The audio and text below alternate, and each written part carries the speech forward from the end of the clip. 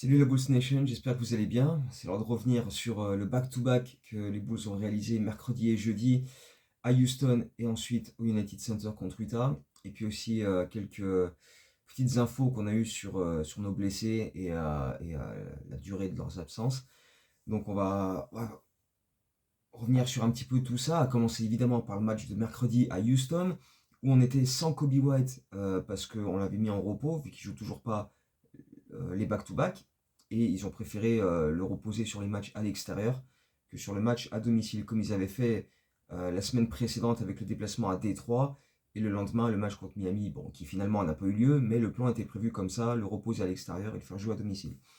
Donc Kobe n'était pas là pour ce match à Houston, Julian Phillips non plus, avec un petit souci au poignet droit, et on reviendra sur ça quand on fera le point sur les blessés. Et comme je le disais en fait dans la dernière vidéo, à la toute fin, quand on parlait justement de ce match-là, euh, et encore plus avec l'absence de Kobe qui était mis au repos, il y avait la possibilité pour Billy Donovan de remettre ce fameux 5 de départ avec deux intérieurs. Et c'est exactement ce qu'on a vu avec Vucevic et Smith titulaires, plus Matas, plus Okoro, plus Trey Jones. Et, euh, et voilà, on a eu exactement ça. Et on disait déjà dans la dernière vidéo que c'était le genre de match où ça faisait vraiment sens parce que Houston a tellement de joueurs de grande taille et qui sont capables d'interchanger. Je crois qu'il y avait un match en début de saison où Kevin Durant a joué en poste 2, tu vois, c'était un délire quoi. Donc même si là il leur manquait des gars comme Terry Eason, enfin bref, voilà, ça restait une équipe qui était extrêmement grande et avec beaucoup d'envergure. Donc mettre ce line-up à deux intérieurs faisait beaucoup de sens pour ce match-là. Et en fait, ça a été un match qui a été assez plaisant à suivre tout le long, en partie parce qu'il a été très serré, au point qu'on a battu le record NBA cette saison du nombre de changements d'avantage au score, puisqu'il y a eu 35 changements, ce qui est assez dingue, et donc un signe que les deux équipes étaient très très proches l'une de l'autre. Et ça vient aussi en partie du fait qu'on a fait de vrais bons efforts défensifs, qui étaient vraiment intéressants, il y avait des bons contests, il y avait des rotations qui étaient bien assurées par moment, et puis on n'a pas toujours switché comme on le fait systématiquement. On a essayé de rester devant nos gars, on a fait des hustle plays, on avait les mains actives. Donc plein de petits efforts comme ça qui font que sur le match, ça nous a permis d'être dedans. Et surtout parce qu'offensivement, on n'a peut-être pas forcément développer le jeu collectif bien huilé, bien fluide, qu'on aime bien mettre en place d'habitude, avec 30 passes décisives, avec la circulation de balles dans tous les sens, des shoots ouverts, etc. Ça n'a pas toujours été le cas, mais pour une fois, on a été capable de proposer autre chose et de trouver d'autres solutions qui passaient par des exploits un petit peu plus individuels. Et déjà d'entrée de match par Vucevic, qui était beaucoup servi à l'intérieur et qui trouvait lui justement la circulation de balles quand il y en avait, quand il y avait des cuts, etc. Il a distribué quelques bonnes passes en début de match et puis après il a joué beaucoup de post-up, il a mis plein de points à l'intérieur de la raquette. Mais surtout, pardon, surtout celui qui a fait un match absolument monstrueux, c'est Trey Jones, qui a été mais absolument incandescent sur ce match-là. Un record en carrière, 34 points. Un record en carrière, 5 paniers à 3 points inscrits. 11 sur 12 au shoot. 5 sur 6 à 3 points. 7 sur 8 au lancer franc. 7 passes D. Des hustle plays en pagaille. Des drives. Des finitions main gauche en encaissant contact. Des N1. Il a fait le show. Il a fait le show. Il a maintenu les Bulls dans la rencontre pendant une bonne partie de ce match. Et d'ailleurs, dans le troisième quart-temps, c'était presque un duel entre lui et Kevin Durant parce que Trey Jones a inscrit 14 points dans le troisième quart-temps. Kevin Durant en a inscrit 12.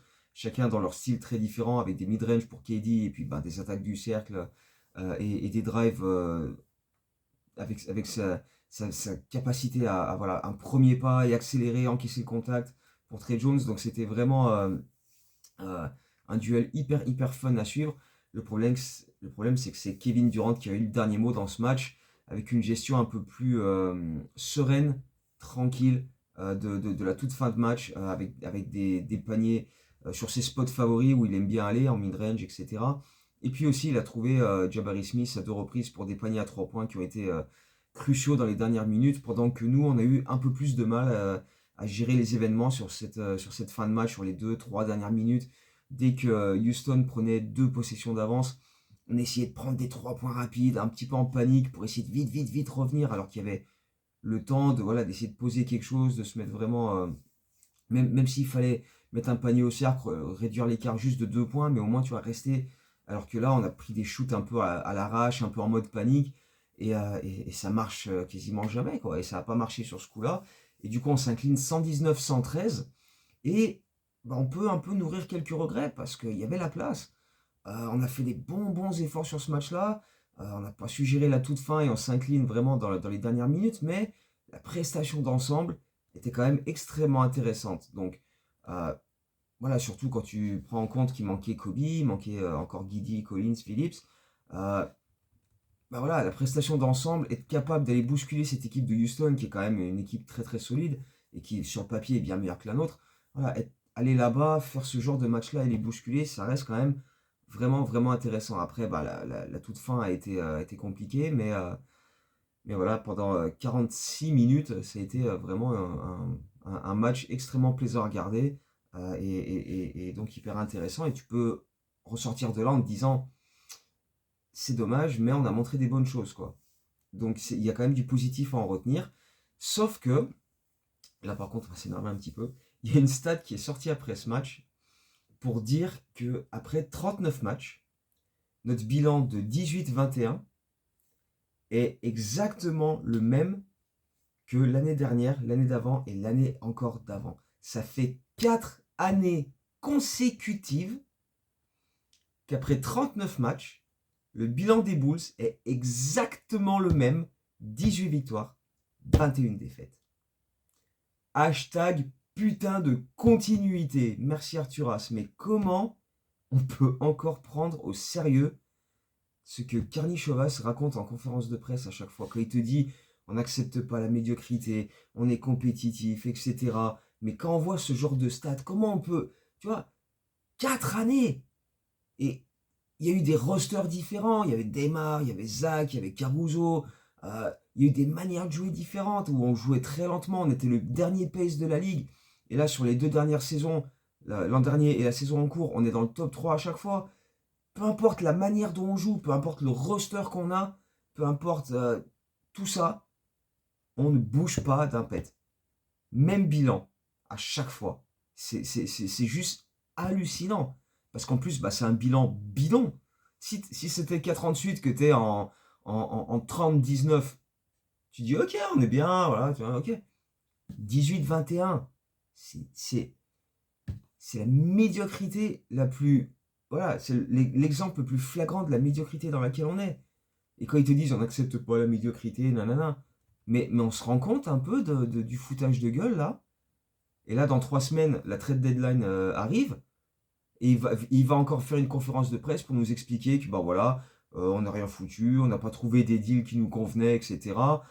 Mais j'espère bien quand même que pendant cette conférence de presse, il y a un journaliste qui va lui dire oh, mais comment tu l'expliques ça, 4,38, 18-21, là, et qu'à chaque fois c'est play-in, il n'y a pas de progression, il n'y a pas de régression. Voilà, l'encéphalogramme plat. Comme si on était mort. Oh, à un moment, oh, faut se dire aussi que c'est du jamais vu dans l'histoire de la NBA.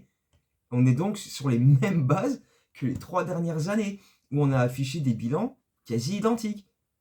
C'est 39-43 l'année dernière, 39-43 l'année d'avant, 40-42 l'année d'avant. Donc là, on va faire quoi? Si on finit en 38-42, en 38-44, c'est pile le même. Enfin, ça fait pile la moyenne 39-43 sur l'ensemble des 4 années. Et si en plus, mais imagine, si en plus, on se fait encore une fois sortir en play-in par Miami le 15 avril, mais là, je sais même plus. Je sais même plus. Là c'est le film Une journée sans fin avec Bill Murray. Tu vois? Et c'est le jour de la marmotte. Encore. Tu vois? Et tous les ans, voilà. Et on est sorti par Miami en play-in. Encore. Tu vois, c'est le jour de la marmotte. C'est une journée sans fin. D'ailleurs, Bill Murray qui est de Chicago. Comme quoi tout est lié, peut-être. Tu vois, c'est une dinguerie, quoi. C'est une dinguerie. Je sais pas si on se rend compte. C'est fou d'être aussi minable et d'être content d'être minable, tu vois. Mais c'est bien, c'est cool. C'est génial. Bref. Donc, voilà, ça a quand même un peu gâché le match à Houston qu'on a fait, qu'on a perdu, mais qui aurait pu. Voilà, la prestation était quand même chouette. Mais bon, bref. Du coup, le lendemain, retour à Chicago, retour au United Center, retour de Kobe White dans le 5 de départ. Et donc, du coup, on enlève Smith et on remet Matt à 104 au courant en 3, etc. C'est un peu les dominos. Utah Jazz, sans Lauri Markkanen. Et tu te dis, cool, parce que quand on les a affrontés au mois de novembre, chez eux à Utah, il nous en a collé 47, l'ami finlandais, et on a perdu ce match en 2 prolongations. Donc là, on se dit, bon, si on arrive à surveiller Keyonte George, on devrait être assez tranquille. Sauf que, il y a un certain Brice Sansabo qui a décidé d'exploiter notre parodie de défense et nous pulvériser. En inscrivant 21 points, pas sur l'ensemble du match, pas sur une mi-temps, non, dans un seul quart-temps, le premier, où il est sorti du banc, c'est-à-dire qu'il n'a même pas joué les 12 minutes du quart-temps, il en a joué 7. 7 minutes et 14 secondes dans le premier quart-temps, il avait inscrit 21 points à 8 sur 9, 3 sur 3 à 3 points et 2 interceptions pour le fun, parce que voilà, tu vois, c'est... Mais de quoi on parle? De quoi on parle? C'est juste une dinguerie absolue. Et il va finir la rencontre avec un record en carrière pour lui, normal, de 43 points, à 15 sur 22, 5 sur 10 à 3 points, et il aura passé la soirée à nous faire tourner en bourrique. Mais totalement. Et après, mais lui, il a permis quasiment à lui seul au banc du Jazz d'être productif.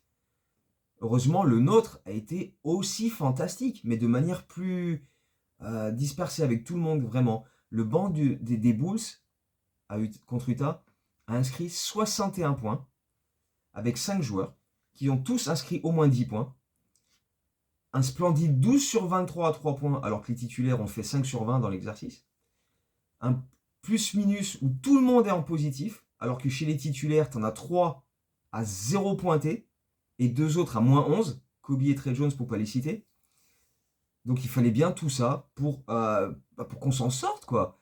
Parce que notre 5, dans cette configuration-là, avec Mata 104, etc., avec Kobe en 2 qui défend rien, ça continue d'être en total déséquilibre, en manque d'impact défensif, comme on l'a vu toute la saison. Sauf que d'habitude, il y a Josh Giddey. Mais là, même Trey Jones, avec les efforts qu'il fait, il y a trop d'espace concédé, il y a trop de...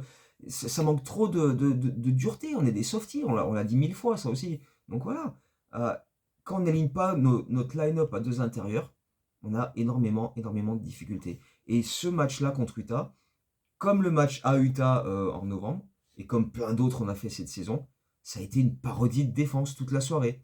On a laissé des espaces monstrueux pour laisser le Jazz attaquer le cercle. On a fait des fautes débiles et largement évitables, notamment Kobe qui a décidé de flinguer la fin de match comme si on tanquait. Tu vois, dans la dernière minute 30 ou les 2 dernières minutes du match, non, mais je crois même dans la dernière minute, il me semble, il a donné 5 lancers francs à lui tout seul à Keyonte George, sur un 3 points, sur un drive. Il lui a offert 5 lancers francs à lui tout seul. En plus de ça, il perd un ballon sur une passe dégueulasse de l'autre côté. Et il brique un énorme 3 points à l'arrache. Donc c'était vraiment pas la soirée de Kobe White, qui a arrosé, qui a fait des mauvais choix des deux côtés, et des erreurs à la fin qui ont contribué au fait qu'on est passé de 12 points d'avance à égalité, et le Jazz avec une énorme chance de gagner ce match-là. Sauf que, heureusement quand même, sur son dernier shoot à 3 points qu'il loupe à une dizaine de secondes de la fin, t'as Isaac Okoro qui va s'arracher comme un dingue pour aller sauver ce ballon, l'empêcher de sortir. Il trouve Trey Jones, qui est sur le long de la ligne de touche, en total déséquilibre sur un pied. Il est comme ça, il est à 2 doigts de marcher hors du parquet, qui envoie une passe laser sous le cercle pour Vucevic. Énorme passe. Là, pour la faire celle-ci en déséquilibre et tout, comme ça, avec la puissance qu'il y a mis, c'est très très propre. Vucevic sous le cercle qui met le lay-up à 4 secondes de la fin pour qu'on mène 128-126. Et Vucevic, voilà, qui conclut son énorme match sur le plan offensif, season high, 35 points à 14 sur 22 au shoot. Et du coup, on s'en sort un peu miraculeusement à la toute fin contre une équipe qui nous aura malmené tout le long, alors que Utah, ils sont quand même pas ouf, et encore moins sans Markkanen, quoi. Mais c'est notre faute, parce qu'on n'a pas été foutu de défendre correctement pendant 48 minutes, et qu'on leur a donné l'opportunité de revenir. Encore une fois, on menait de 12 points à 4 minutes de la fin. Mais non, ça n'a pas suffi. On a très très mal géré la fin, un peu comme comme à Houston, sauf qu'on n'a pas perdu d'avance. C'est juste qu'on a très mal géré les dernières possessions. Et on s'en sort sur un énorme seul play d'Okoro qui permet à Trey Jones de trouver Vooch. Mais sinon, waouh! Donc il y a victoire, c'est cool. C'est- Mais c'est pas un match où on se dit waouh, on a été top, on a maîtrisé ce match-là, face à une équipe en dessous, on a fait le taf, on a progressé ou quoi que ce soit dans le genre. Non, non, non. Il n'y a pas énormément de positifs à retenir sur ce match-là. Limite, il y avait plus de positifs à retenir de la défaite à Houston par rapport aux efforts qu'on a fait, etc., que sur ce match contre Utah. Tu vois, on a vu des trucs plus encourageants dans la défaite à Houston que dans la victoire contre le Jazz. Donc, je sais pas, il y avait un meilleur état d'esprit, il y avait plus de combativité dans le Texas, je sais pas, mais en tout cas, voilà, j'ai trouvé, je suis ressorti après les matchs, j'étais plus, je vais pas dire content, mais après le match à Houston, tu vois, j'étais dans un mood un peu plus positif. Et le match contre Utah, j'ai fait waouh, tu vois, c'était un peu comme le match contre Washington qu'on gagne au buzzer. Donc c'était un peu, ouais, ok, on s'en sort bien, mais c'était laborieux, quoi. Donc bon, après, si on cherche le positif, parce qu'il y en a quand même un petit peu, il y a bien entendu donc l'apport du banc dont on a parlé, 61 points, 5 joueurs, etc., énorme adresse à 3 points. Et je veux souligner deux perfs en particulier parmi les joueurs du banc qui ont fait bien bien plaisir, c'est Dalen Terry et Patrick Williams. Parce que les deux, dernièrement, ils n'étaient pas du tout à la fête, ils ont fait des prestations absolument minables. Et là, sur ce match-là, ils ont fait un vrai taf de qualité. Ils ont eu un impact énorme euh, sur la fin, quoi, sur le résultat final de ce match-là, notamment défensivement, mais aussi avec une bonne adresse. Patrick Williams, 13 points, 4 sur 6 au shoot, 3 sur 3 à 3 points, 5 rebonds, 3 passes décisives. Alors que la veille, à Houston, il fait 0 points à 0 sur 6 au shoot, 0 sur 5 à 3 points. Donc voilà, il a très bien rebondi et on a eu besoin d'absolument toutes les actions qu'il a fait. Dalen Terry, 11 points, 4 sur 7 au shoot, 3 sur 4 à 3 points, 5 rebonds, 3 interceptions, 2 contre. Donc voilà, lui c'est son meilleur match depuis bien longtemps parce que voilà, dernièrement il était quand même en grosse galère, c'est soit il jouait pas et soit quand il jouait, bah tu le voyais faire des passes n'importe comment, perdre des ballons à la con, donc voilà, ces deux-là ont fait une grosse perf. Mais le reste du banc, hein, Kevin Hunter aussi, voilà, Ayodo Sunmu comme à son habitude avec le seul play, les drives, tout ça, Jalen Smith, nos cinq remplaçants ont tous inscrit au moins 10 points, comme je disais tout à l'heure, donc ils ont eu un impact absolument énormissime sur ce match-là. Et un autre point positif dans ce match, c'est le 14 sur 21 au lancer franc. Parce qu'on avait dit dans la dernière vidéo que les 4 derniers matchs qu'on avait fait, on allait très peu au lancer. C'était contre Charlotte, à Boston, à Détroit, etc. Où on prenait 9, 10, 11, 12 lancers francs. Et c'est beaucoup trop peu. Alors 14 sur 21 contre Utah, c'est pas exceptionnel, mais c'est déjà beaucoup mieux. Et à Houston aussi, on a fait 19 sur 23. Donc voilà, en termes de volume, c'est déjà bien mieux. Alors à chaque fois, l'adversaire en a pris plus que nous, hein. Houston en a pris 29 et Utah en a pris 27. Mais au moins, voilà, c'est pas 29 contre 10 ou 27 contre 11. Là, on en a pris une vingtaine à chaque fois, nous aussi. Donc c'est quand même déjà beaucoup mieux et beaucoup plus convaincant comme ça, quand on est capable d'aller provoquer ces lancers francs, notamment par Trey Jones ou par des drives de Matas, etc. Voilà, c'est quand même, c'est des points faciles pour nous. C'est des points qu'on doit aller chercher de manière plus régulière. Et donc, voilà, c'est ce qu'on disait dans la dernière vidéo, il faut impérativement progresser sur ça. Et là, on a fait 21 et 22 lancers francs tentés sur ces deux matchs-là. Donc tout de suite, la progression, elle est très intéressante à ce niveau-là. Mais bon, après, voilà, outre les 35 points de Vucevic et le sauvetage d'Okoro à la fin, le reste des titulaires, ça a été trop peu.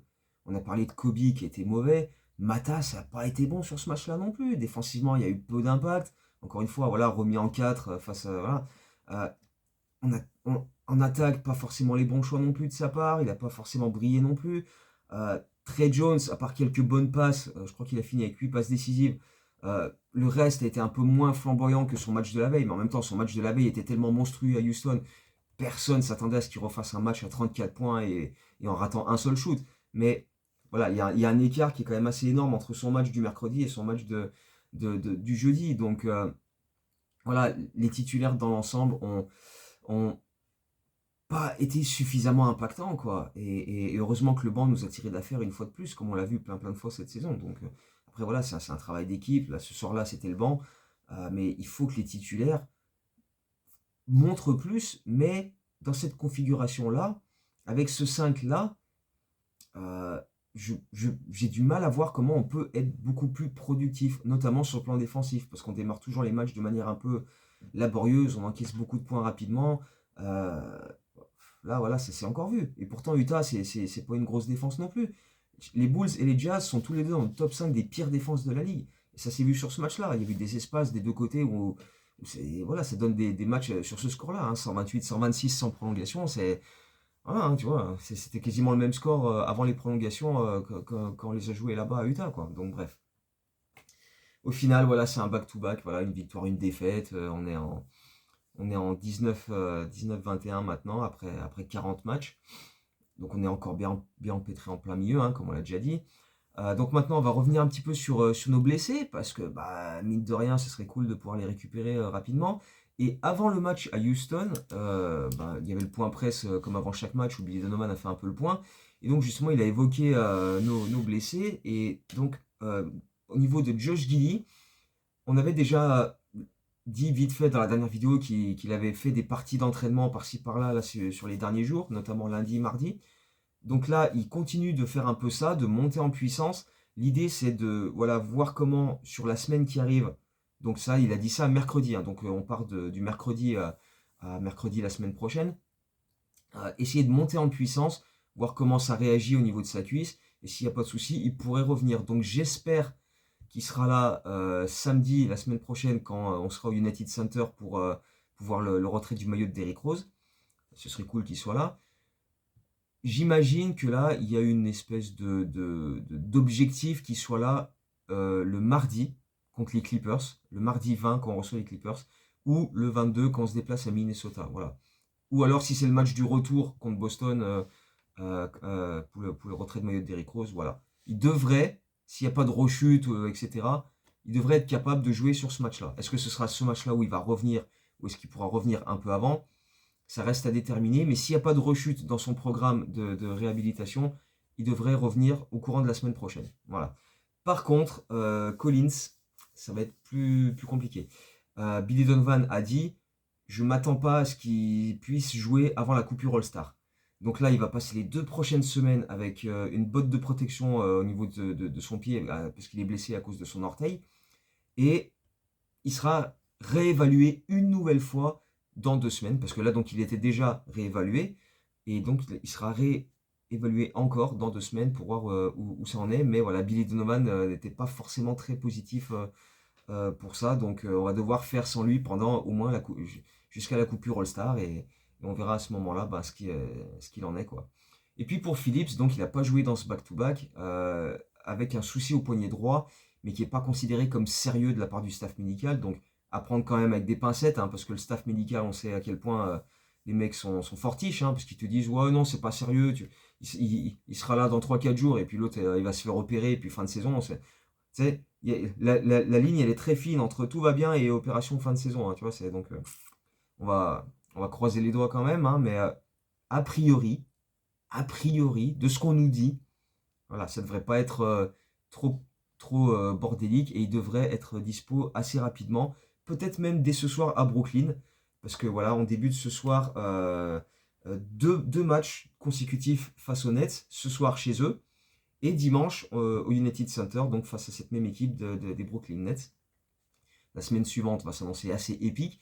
On aura le temps d'en parler à ce moment-là, parce qu'il va se passer des trucs absolument dinguissimes.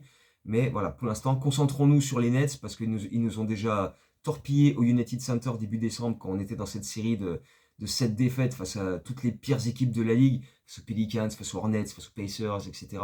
Et donc face aux Nets. Donc voilà, méfiance face à Brooklyn. Ils nous ont déjà botté le fion. Donc, abordons ces 2 matchs-là avec énormément de méfiance, mais aussi de se dire, si on fait le taf, comme on a pu le faire à Houston, face aux Nets, ça passe, on est capable de battre cette équipe. Il y a plein de talent dans cette équipe-là. En plus, ils n'ont pas beaucoup de blessés, donc ils peuvent nous faire chier. Mais si on fait le taf sérieusement, normalement, 2-0. Mais bon, on sait que les Bulls font rien normalement, hein. De toute façon, on l'a bien vu tout au long de la saison, hein. Tu débutes en 5-0, après tu t'en perds 5, après t'en perds 7, après t'en regagnes 5.